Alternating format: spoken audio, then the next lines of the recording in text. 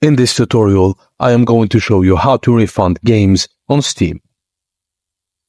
First, go to the Steam Help website at help.steampowered.com and log in with your Steam account credentials.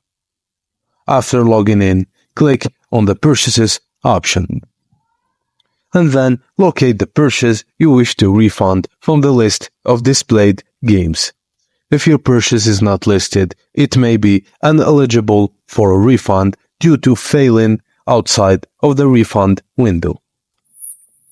Click on the purchase you want to request a refund for and select the problem you are experiencing with the product. Next, click on the option that says I'd like to request a refund.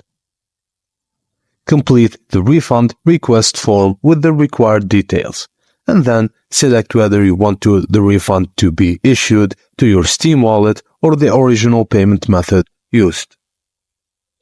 Once you've filled out the form, submit your refund request. You should receive a confirmation email stating that your refund request has been successfully submitted. You can request a refund for a purchase made on Steam that falls within the refund policy guidelines. If you encounter any issues or have additional questions, refer to the Common Refund Questions on Steam support page. Thank you for watching, and please don't forget to like and subscribe for more.